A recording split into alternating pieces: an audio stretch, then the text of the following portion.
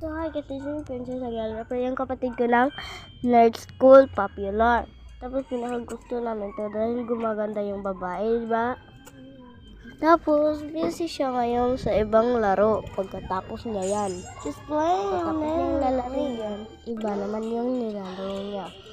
Super ganda yung nilalaro niya. Silsi ako niyan. Tapos gusto ko na maglaro, kaso nasa kanya, di ako makalaro. Tapos ngayon nalala niya, tapos ng nerd school. Popular is Lucky All-Season Fashionista. Yung pinakaganda. Tignan mo. Oh, yan. Tapos, sabi na, ikaw muna dito.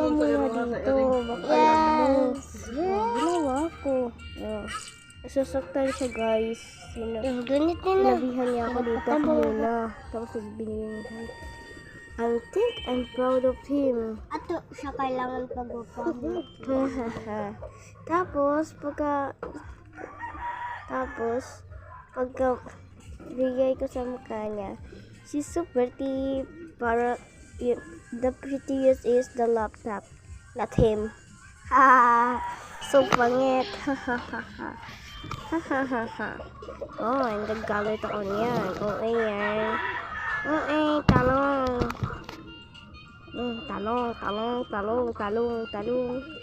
Hi guys! Super OA. Super duper OA. Oh, ayan. Pinapunta ko ng kapatid ko. Okay, wait lang. Guys, sabihin niya ako, kukuhain ko yung hair clip or hairpin. O saan kaya yun nakalagay? I-address din. Where's? Okay, nandyan daw sa CR. Di. Laraman.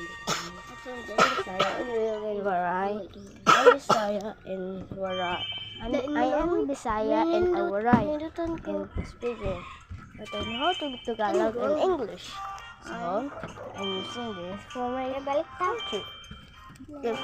If I'm in the Ormoc, I use Bisaya. If I'm in Jacarigara, I use Waray. If I'm in Manila, I use English or Tagalog. Depende lang. Tapos in Cebu too. I don't think so. So, I don't think I can love My phone. sister so much. Bye-bye. Well, love, well, peace. Bye-bye.